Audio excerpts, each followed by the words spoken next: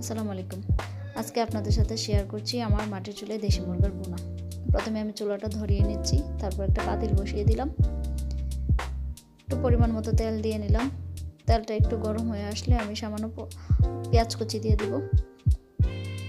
পেঁয়াজ কুচি দিয়ে দিচ্ছি। এখন পেঁয়াজগুলোকে ভালোভাবে নেড়ে চেড়ে নেব। একটু বাদামি কালার হওয়ার আগ পর্যন্ত আমি একটু ভালোভাবে নেড়ে চেড়ে নিচ্ছি। এখন এই যে দেখছেন একটু বাদামি কালার হয়ে আসছে। এখন আমি মুরগিটা দিয়ে দেবো সাথে। মুরগির মধ্যে আমি পেঁয়াজ, আদা, রসুন বাটা এগুলো সবগুলো একসাথে দিয়ে, জিরা বাটা সবগুলো একসাথে দিয়ে দিব। এখন মুরগিটা দিয়ে দিলাম। সবগুলো মশলা মুরগির সাথে ভালোভাবে মিক্সড করে নেব। যে ভালোভাবে মিক্সড করে নিচ্ছি। এখন গরম মশলা দিয়ে দেব। প্রথমে আমি দিচ্ছি জিরা গুঁড়ো, ধনিয়ার গুঁড়োটা দিয়ে দিলাম। তারপরে দিচ্ছি স্বাদ মতো লবণ, দিয়ে দিলাম।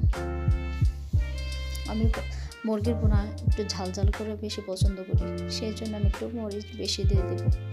একটু সামান্য পরিমাণ মরিচটা বেশি দিলাম।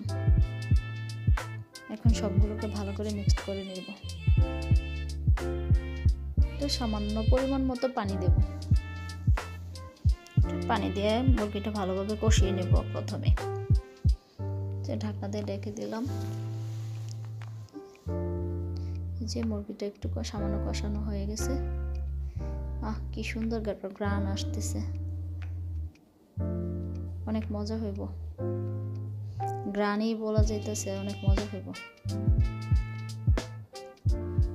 যে দেখছেন ভালোভাবে একটু পানি দিয়ে ভালোভাবে কষিয়ে নেব। একটু বোনা রাখবো আর কি, বেশি ঝোল রাখবো না। আবার ঢাকনাতে একটু রেখে দিই। কিছুক্ষণ পরে আবার ঢাকনা উঠিয়ে আমি আবার একটু নাড়াচাড়া করে নিলাম। সাথে অল্প কয়েকটা কাঁচামরিচও দিয়ে নিলাম। আবার ঢাকনা দিয়ে রেখে দিলাম। এই যে আমার মুরগি কষা হয়ে গেছে, একটু বোনা হয়ে গেছে। ঝোলের পরিমাণটা একটু কমই রাখছি আমি।